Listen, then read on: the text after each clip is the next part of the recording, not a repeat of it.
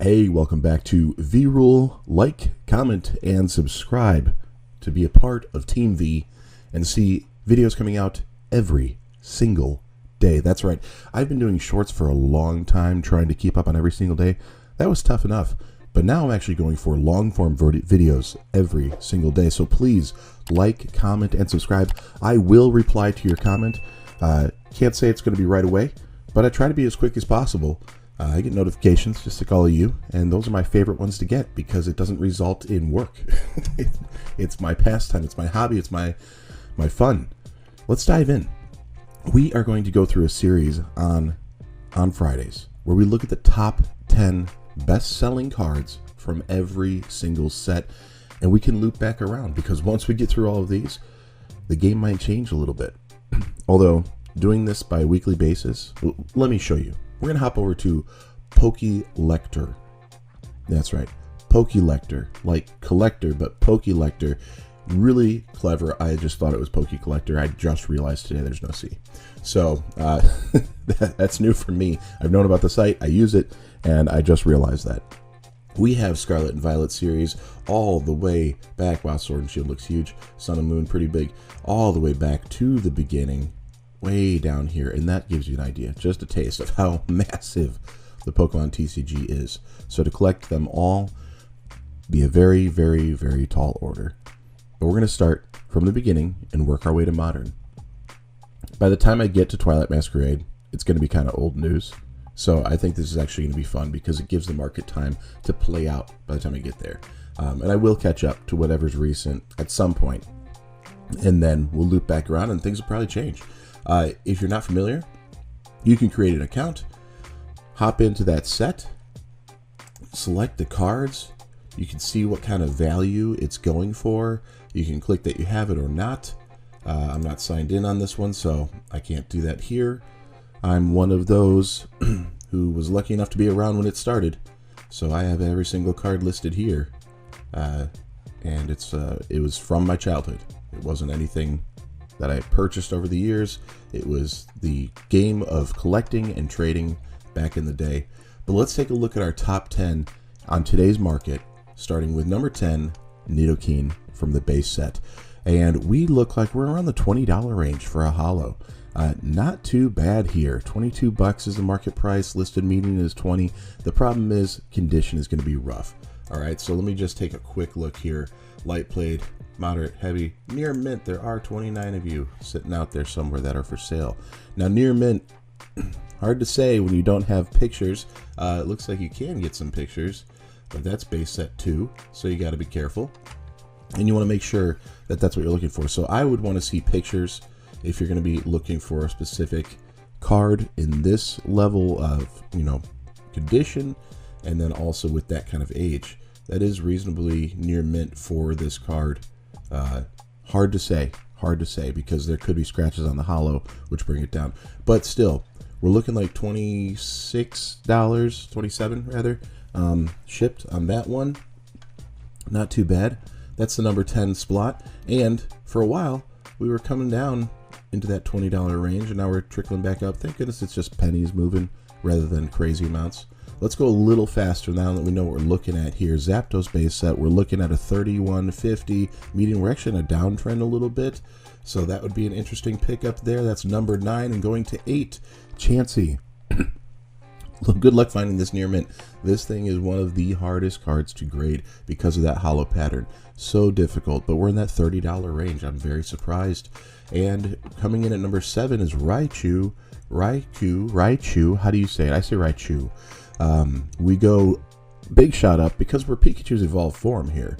We're at 42, 43, somewhere in there, and it's been floating there for quite some time here, few months now, and that's climbing. That's climbing a bit.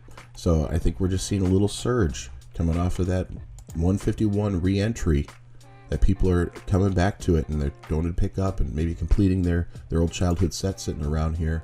Where does that put us here? Putting us in at number 6? 10, 9, 8, 7, 6? Yeah, 6. Mewtwo. Not even in the top 5 here. Very close, but not there. Mewtwo's popular, but a lot of people held on to Mewtwo because he was so darn cool. And, surprisingly, not that much coming after the market here as far as price. I mean, compared to, like, your Raichu going in pretty hot there for price there, 30 bucks on the Mewtwo. Now that everybody's going after that Magikarp, does Gyarados have the same cachet that it once did? It does, sitting at number 5. And here we have this little bit of a swing going up and down, and it's a jagged climb up. So from 30 down to almost 25 now. And again, condition's going to be everything when you go shopping for these things. Getting into those remaining few cards here, those last 4. Alakazam, whoa, what was that? A little spike up, and then a big tank down. Wild stuff. It's fun to look at these graphs just to see why would one card trend one way and then another. You think all of these being from base set, all of them being hollows, these are the top 10 best-selling cards in the current market recently here. You think they'd be on the steady trend altogether, but they don't work that way. So we were pushing up to almost 50, and now we're sitting down, approaching 40, coming down quite a bit there. $43.09.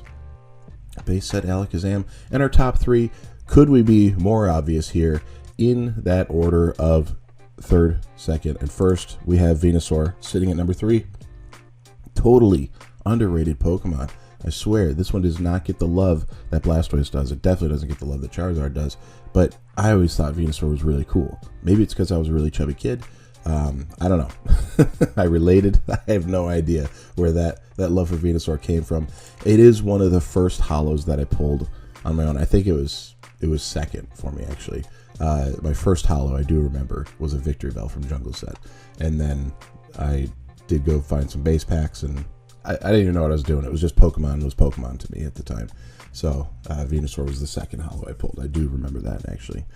So, wow. Boom. Big price here. And that makes sense. Top 3. We're talking top 3. We're at $95.89. So 96 bucks. Probably shipped. You're getting closer to like 100. And it was sitting up a little over 100 for a while in that 6 months range here. Let's see what the last year's done. Not really trending up all that much when we go 85 to where it is now, 95. $10 swing. A little up, little down in that, but a $10 swing in the past almost year on that. Blastoise sitting at number 2, of course. Why not? $121.78. That's the market price, and maybe that's real. Maybe that's what it takes to get it. I don't know if you're going to find a whole lot near mint. 14, I'm guessing there's going to be a premium. $1.95, $2 shipping. Picture looks okay. That's not near mint, but it looks okay. I would call that lightly played, and I would assume that anything you're going to think is near mint on here is going to be closer to a light play. That looks like it's got a nice solid curve bend to it.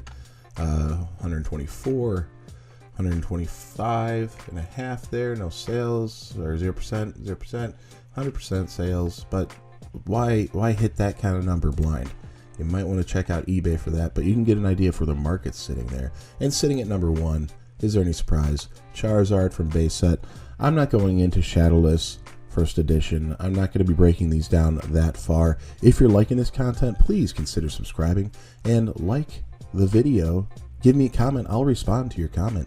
We are hitting up to $353 on Charizard for that number 1 slot. That is a big jump from our number 2 in the 125 range. But can you blame anybody? This is the card of the set for sure. This was the chase growing up, and it's still the chase for the set today. And today, it's our number 1 in the top 10 best-selling cards of base set from the WotC era of Pokemon. Like, comment, subscribe, and I'll see you next time. Peace.